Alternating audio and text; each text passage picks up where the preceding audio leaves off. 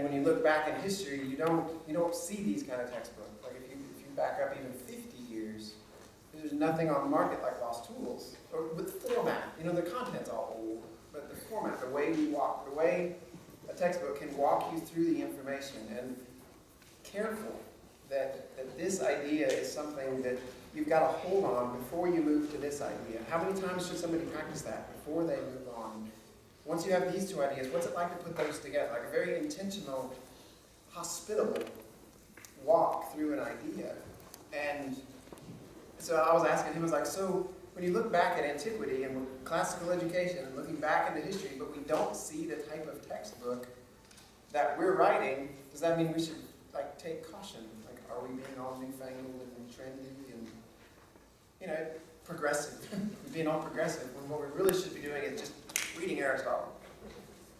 But to say that old information is beneficial and that the things that Aristotle did were beneficial is not the same thing as saying that there's no progress.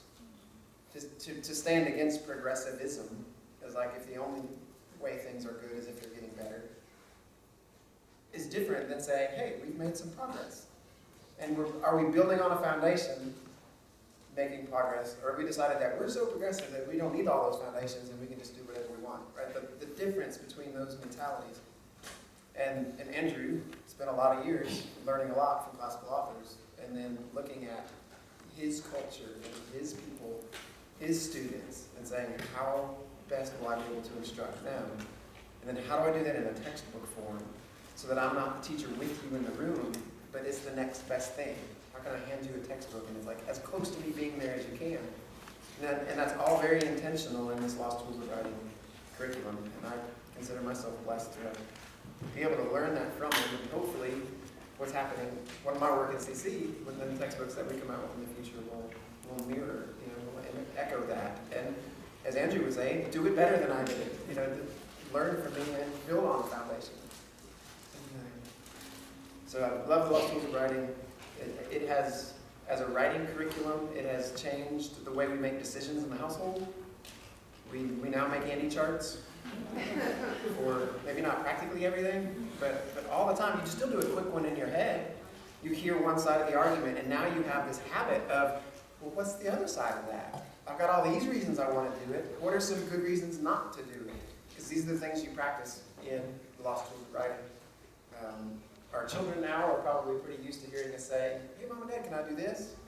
Well, I'm going to have to write it, Andy, but could you do me a quick one in your head? What are the reasons you want to do it? What are the best reasons that maybe you shouldn't do it? And now this process of decision-making is another thing that Andrew does is he has a revision to the classical definition of rhetoric.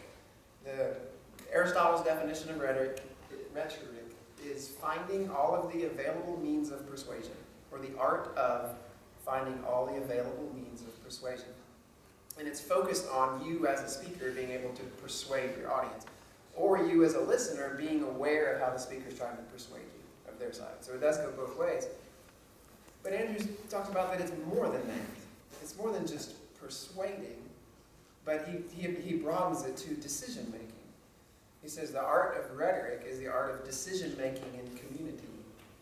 Because like we talked about when we started this morning, we're never just alone in this world. We may get lonely sometimes, but we're never apart from a broader culture or a broader society that is affecting us, or even hopefully pouring into us and supporting us and befriending us and loving us.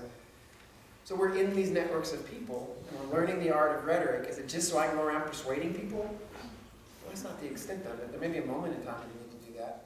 But the same tools that are used for persuading someone, you can use on yourself, or you can use on your neighbor to help think through a decision that needs to be made. And what if our legislators entered into rhetoric as the art of decision-making in community?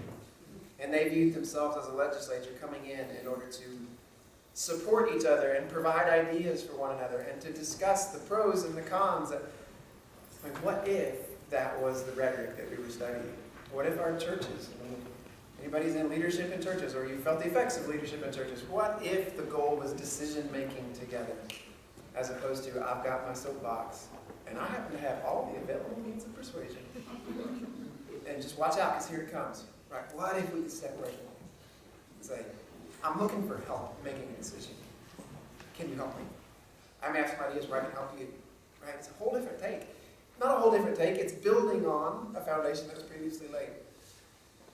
So, one more short story about the lost tool of writing in our lives is that my parents, my dad just retired from the ministry last year in December, and he lived in Virginia, and he had heard Jamie and I talking about our decision making using this writing curriculum.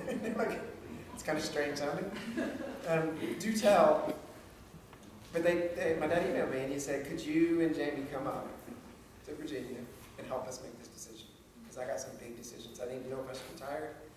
I didn't know if I need to stay in Virginia or move back to Tennessee. If I decided, I don't know where I'm going to live in Tennessee. Got some big decisions. Hopefully at my age, these are the last times I make these big decisions. But I got some big decisions. So we went up to Mom and Dad's, just the two of us, and we spent a day in their living room with an Annie chart for should I retire, an Annie chart about 3 hours later, an Annie chart for should we stay in Virginia, should we move to Tennessee. About 3 hours later, an Annie chart for where should we live when we get back to Tennessee. And through it all, they felt like they had a good solid decision about retiring. It was no longer this or that. It was like, no, that's a lot of reasons. Here's some other reasons, but none of those have the weight that these do. And you see it all out there in front of you. Just see your thoughts. Often can you see your thoughts? When they're in here, you can't. But there's ways to organize them and collect them. And so this is a writing curriculum.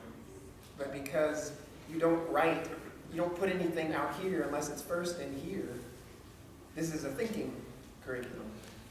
And oh, that we could be the generation that makes the step toward the art of persuasion to the art of decision making in community. As we enter into just the basics this today, or unless you go, Jamie, and you get more than the basics. This is what we're aiming at. It's so much bigger than a 5-paragraph essay just because you've been assigned one. But the reality is, you have been assigned one, or at least your kids have. So it's not some magical decision making in community. Doesn't that sound good? No, and you get that through writing a whole bunch of essays. Then you take steps toward it by thinking through what you want to say, by arranging it, and then by writing it. So it's not as though we get all lofty and spiritual sounding and move past the essay. No, we get there through the essay. We get there by thinking and by organizing our thoughts, and thereby becoming organized thinkers. I love the Lost Tools, and I'm excited that you guys are here. I can share some of the wealth, some of the joy. So to get started, we're going to read the same story. We're going to read The Bet by Anton Chekhov. And by we, I mean we. Because that power nap thing is real. So if there's anybody willing to be a reader, you can read a page, 5 or 6 pages long. You're going to have to be loud. You're going to have to maybe stand up to read. Seth wants to read a page. You read this? What do you think?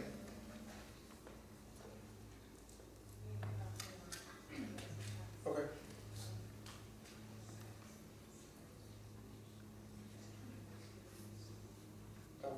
We could do another announcement after we read. Because that's we're doing all this together, we're students together. Okay. So if you need to get a paper, I have more. And if I look like I've drilled down my outfit, it's because I just poured water down my outfit. You need another one? Oh, you did not make it all the way down? Okay. I need another one.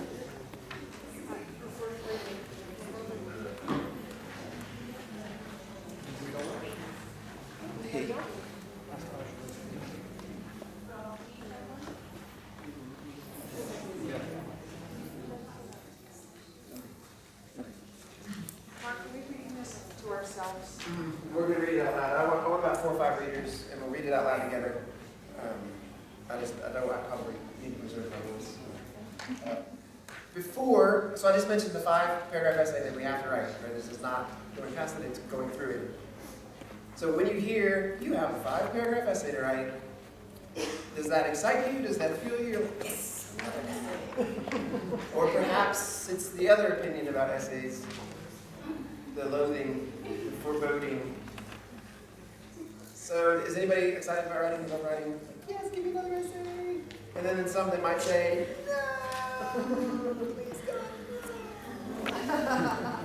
So what are some of the reasons? Because if your response is, please God, no, then you're probably having that response because of some reason.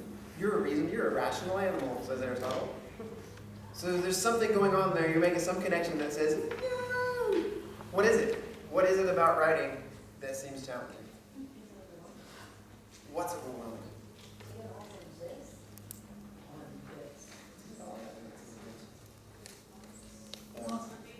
Out of your head, onto the paper, or thoughts out of your head. Jennifer said, getting the thoughts out of here and onto the paper. Your hand hurts. Your hand hurts.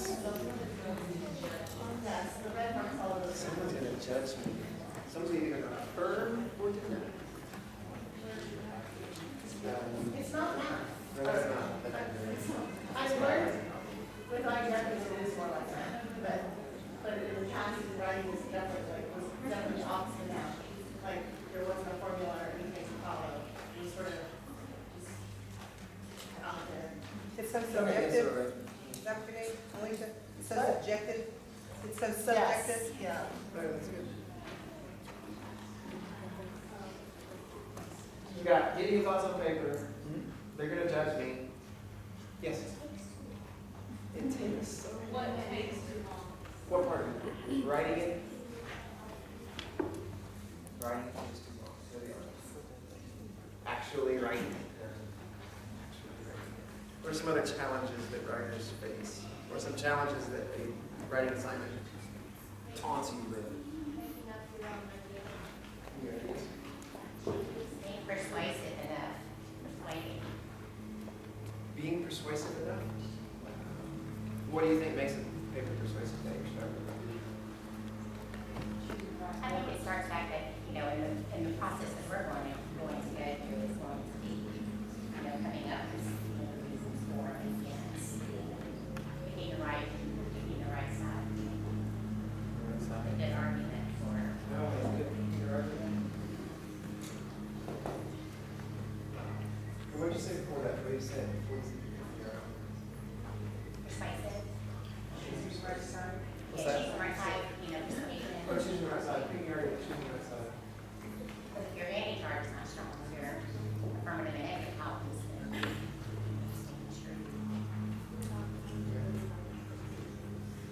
Other challenges to writing this 5-paragraph essay. Okay, getting your thoughts on paper, ideas. What was that? The time to do it?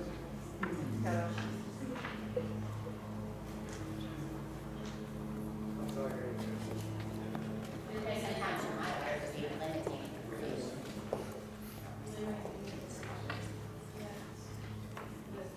That's sweet. I know, I'm going to put in my hand. Is there another hand? Is there another? You in the back. What's that? What's challenging about writing? Having a bad day? That can make bad day. That makes nothing to get challenged. Yes? Procrastination.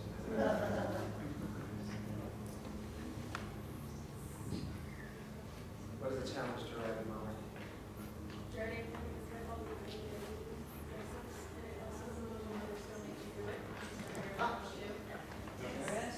What'd she say? Dressing it up, putting the IEW dress That's your up. mother requires you to. See, that That's another interesting.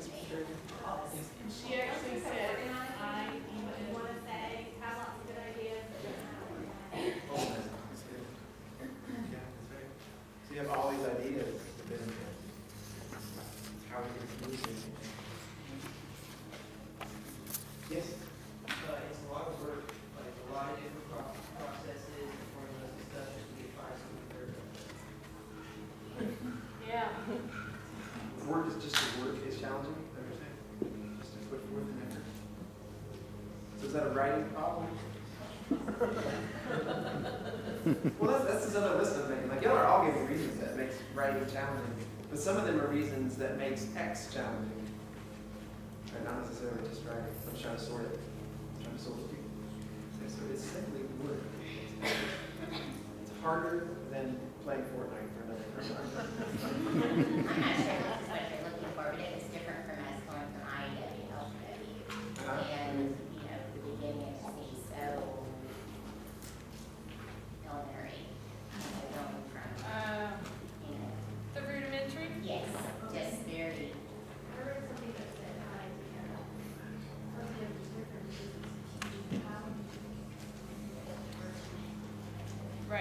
IDW gives you what you're to think about, while LTW teaches you how to think about it. It's different ways to say the same thing. I mean, it's something to say. Yes. Evolution. I guess that's where it matters most. Yeah. My creativity is not in writing, and so I've actually done LTW. I'm not like the facts.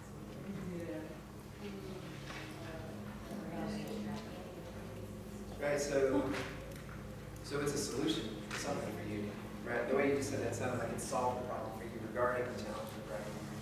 Because it,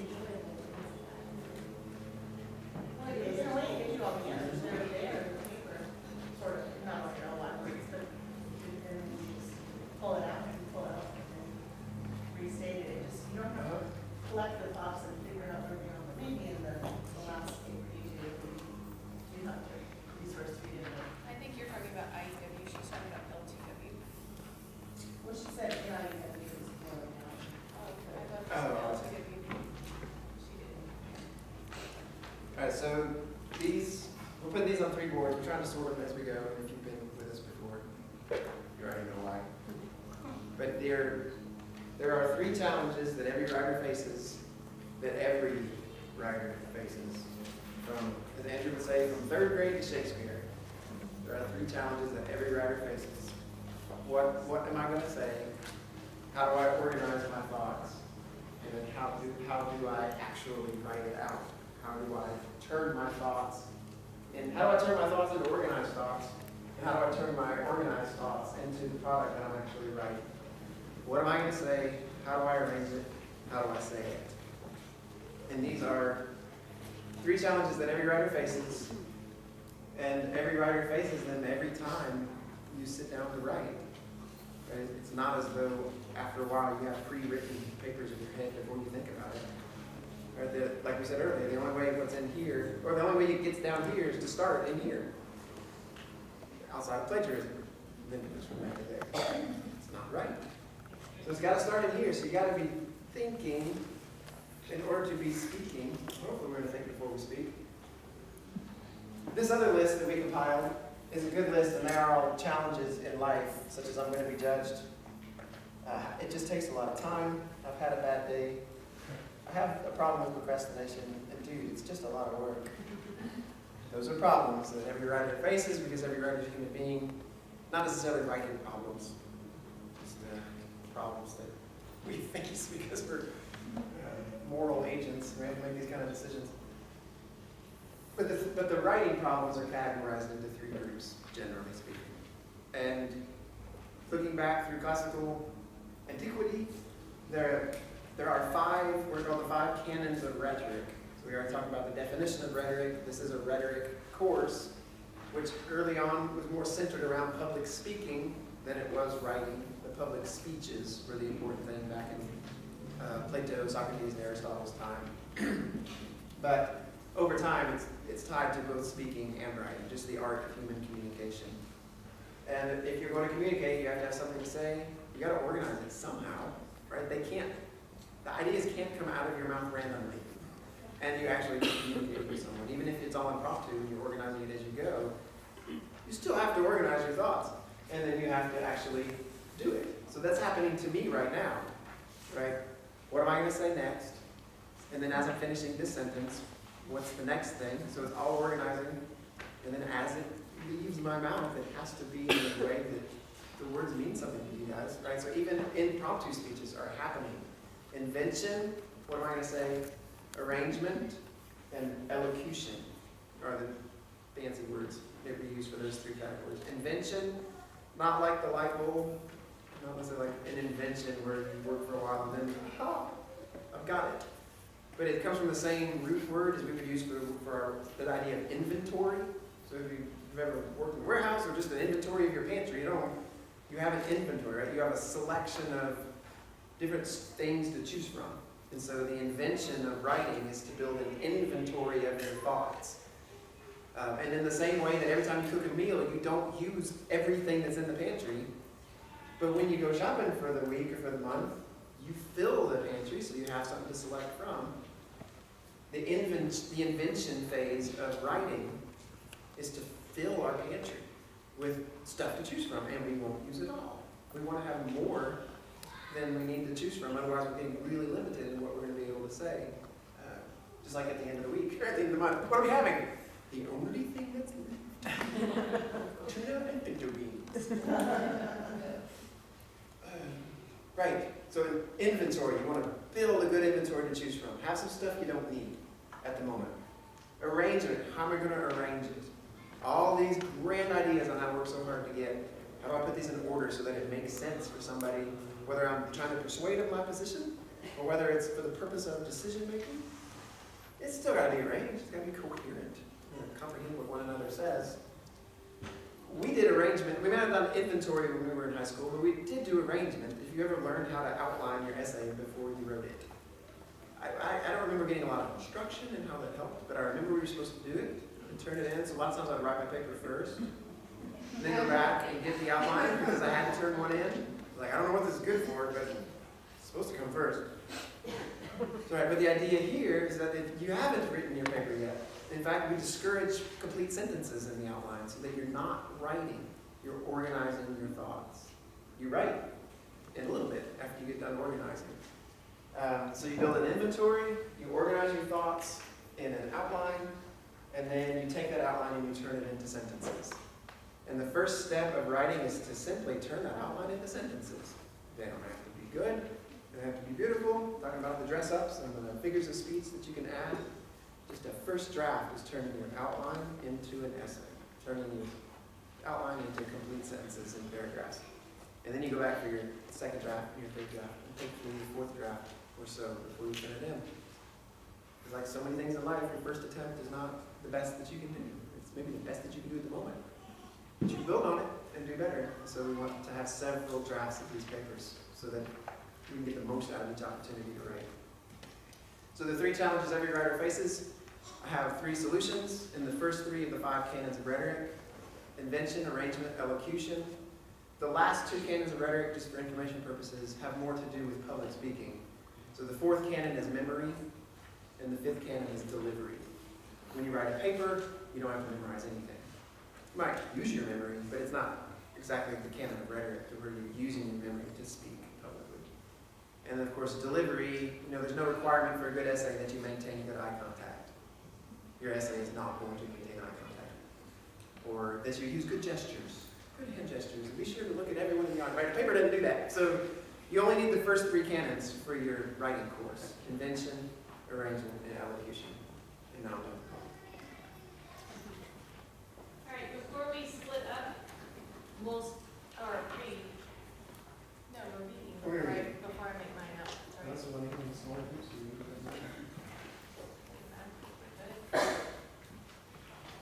Yes. Okay, so before we read and split up, a couple announcements. One, there's a jar out there for donations. That goes to us making copies. The church doesn't ask for anything, but if there is any left over, we tend to try to bless them. That goes for the church tomorrow, so we have 2 different churches that we're trying to bless this time. And plus, we have 3 friends that are going to help tomorrow, so we try to bless them as well. So if you have any to give, we would ask that you give what you can, and outside of that, just lots of prayers for all of us as we start our school year this year. The second announcement is at 4:30, which we're supposed to end at 5, if we should go that long. At 4:30, the doors to the buildings will be locked. And so if you're the last person, like when we split up, to leave the gymnasium, you might prop the door open with something for just a little bit, and I'll check them before we leave. But just in case somebody leaves something in a room, we still have access to the gymnasium, and the same thing for over here. But at 4:30, all doors will be locked, okay? We are splitting up, and I announced that because you won't remember. And I did just told me that wouldn't help. No. And I have a feeling you're gonna be over there, so. Okay, so splitting up. What we're doing is Mark is going to start at the beginning of Lost Tools of Writing. the very beginning of the book. So if you have never done Lost Tools of Writing, Being with Mark is where you need to be. If you feel like you have a grasp on the beginnings of what Lost Tools of Writing does, you've been in our intensive before for Lost Tools of Writing, you're more than welcome to consider going with me, which is, we're going to take basically the 5 canons, the 5 common topics, and I'm going to help you know how to flesh out using those questions to fill in the Annie chart easier. Okay, my goal is to help you to think about them and utilize those charts that are in the book. So Mark will get into charts, he might not call them that, but he'll be using them. I'm actually going to say page number this, chart this is how I would use it. Let's talk about it. Okay, so we sort of need to see a show of hands. If you need to stay with Mark, you're brand new, beginner. Can I see your hands just so? Yeah, I might need to move. Yeah, do the other hand. Do your. Yeah, so if you didn't raise your hand, raise your hand. Oh, didn't raise your hand? Yes. What number? Just raise one, please. I can only count one. Hands. I did. You were listening. Are we doing, Okay. are we raising hands for the deeper level? Yes. Yeah, okay, so those of you that have your hands raised right now, it looks like we're going to get to go next door. First off, though, I want to make sure everyone has one of these. You do not have one of these. Gina, can you pass that down, please? Everybody has one? All right.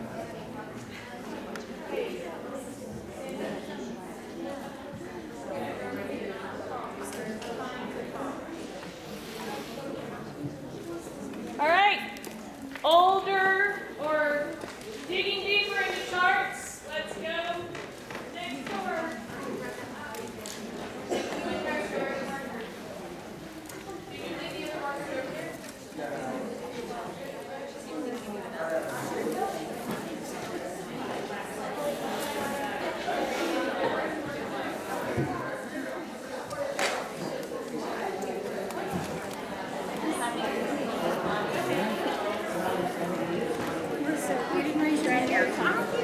Oh, I wasn't listening.